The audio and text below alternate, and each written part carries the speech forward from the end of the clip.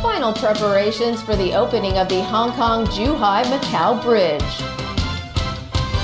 An investigation into Taiwan's deadly train crash continues.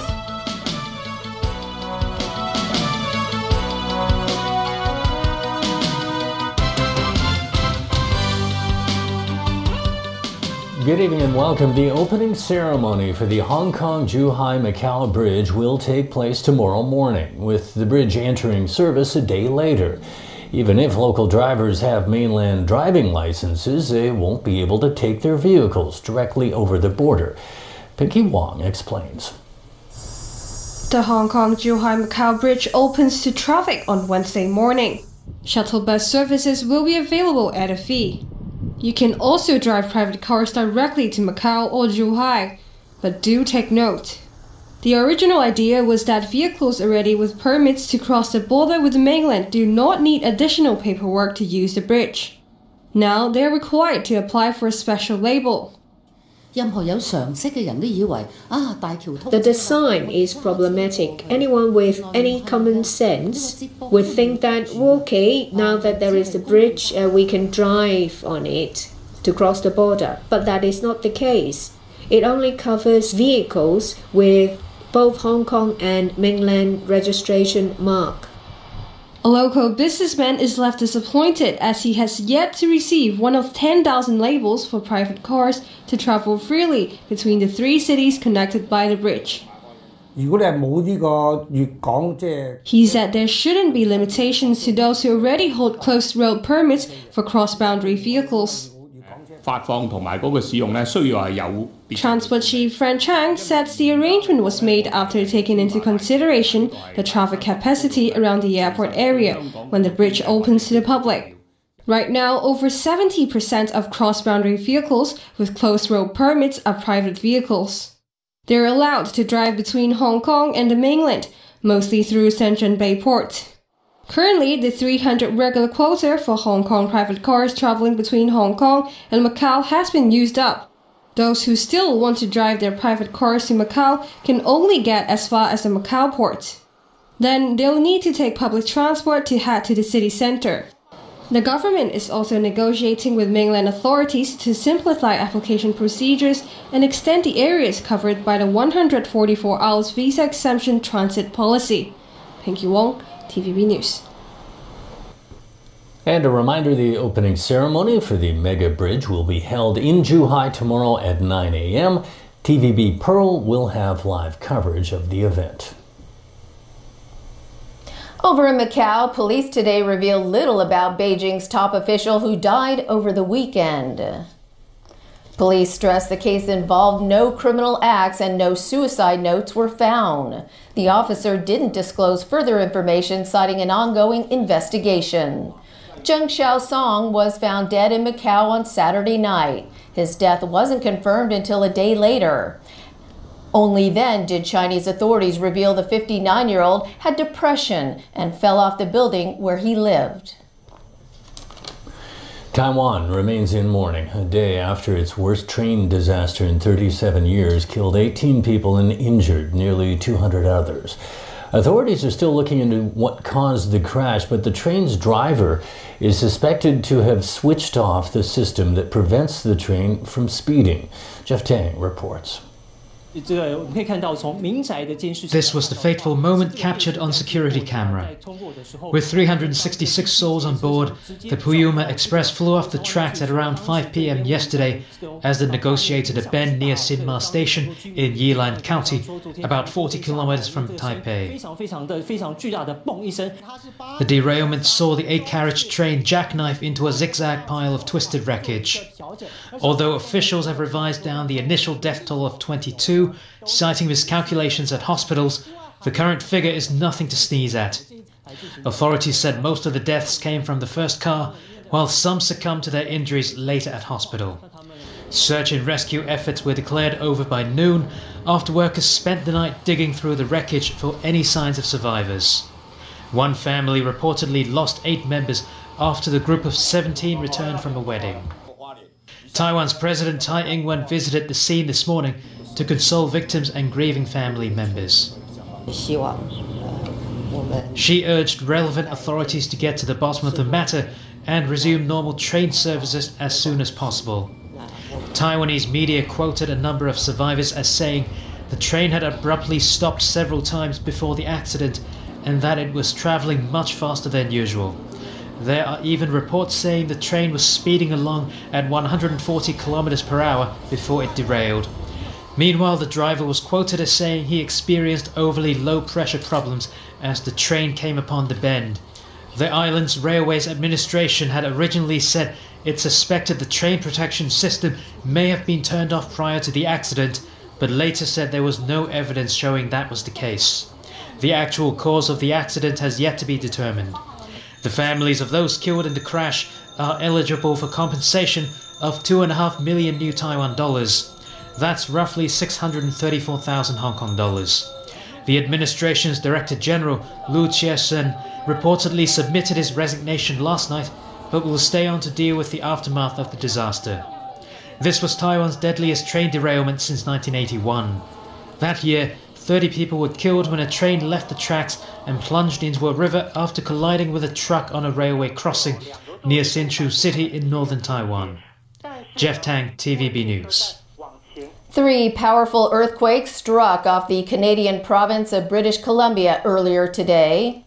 According to the country's Department of Natural Resources, 3 tremors of magnitude 6.5 to 6.8 were recorded within a 50-minute period.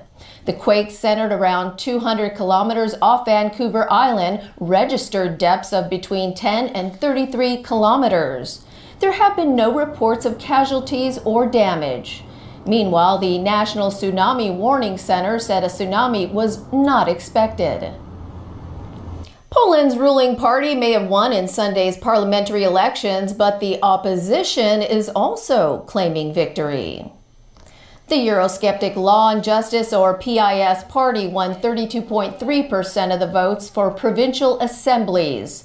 The leading opposition party, Civic Platform, won 24.7%. But the biggest blow to the PIS came in Warsaw. That's where the Civic Platform candidate for mayor won more than 50% of the votes. Winning Warsaw is seen as the top prize. The drop in support for PIS suggests that Poles do not like constant tensions with the EU, which has condemned the party's overhaul of the justice system. Still ahead in tonight's news. Substantive hearings into construction scandals at Hong Kong Station get underway. Australia's Prime Minister apologizes to victims of child sexual abuse.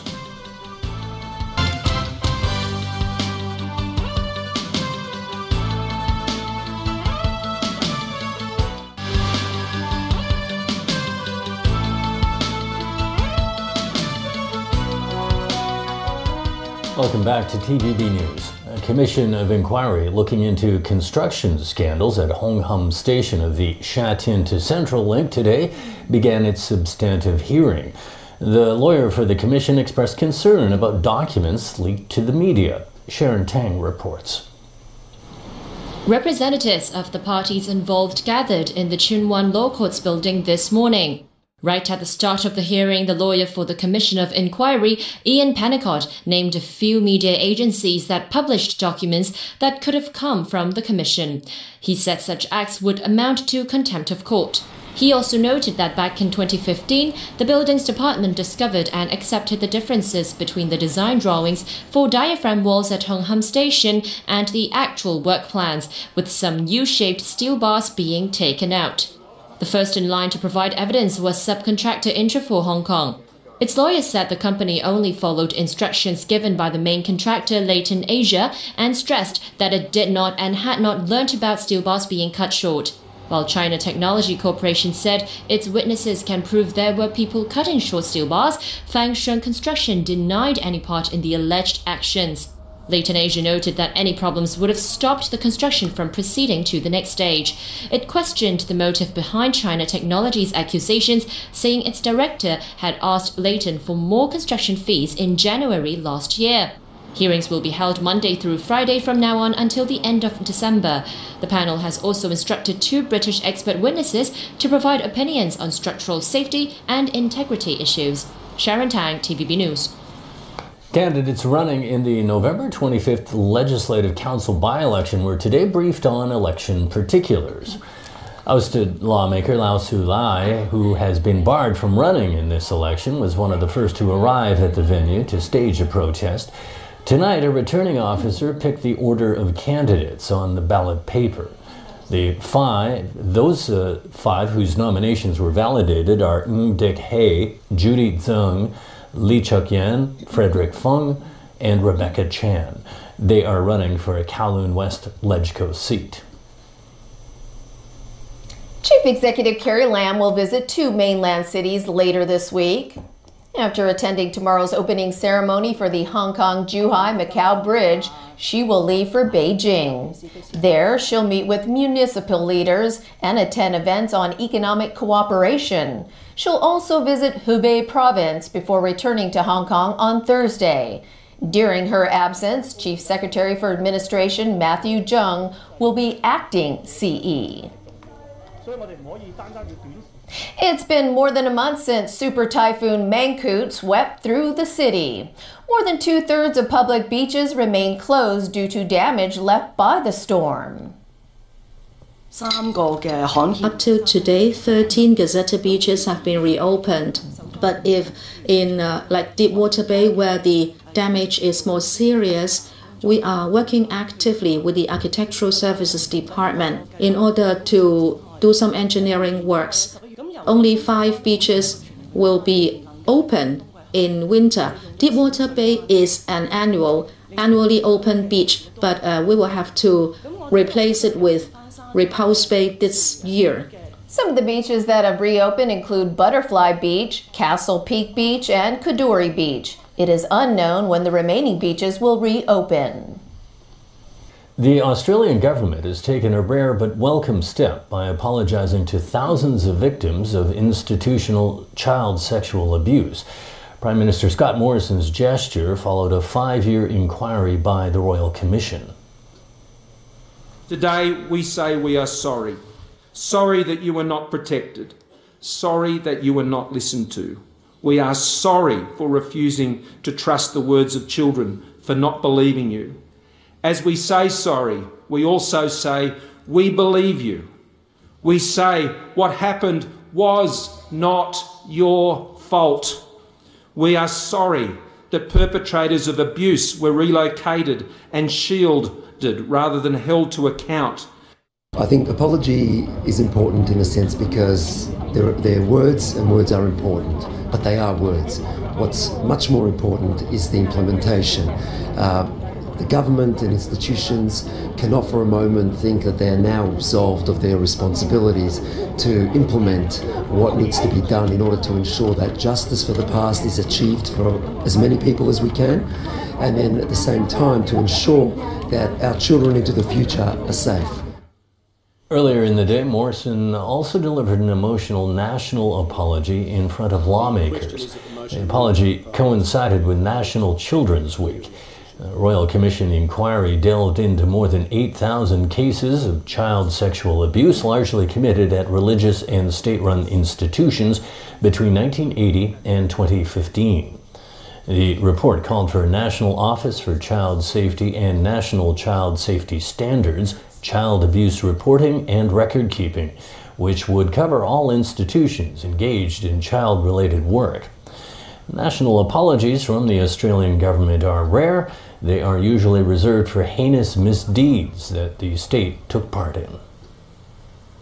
And from all of us, thanks for joining us.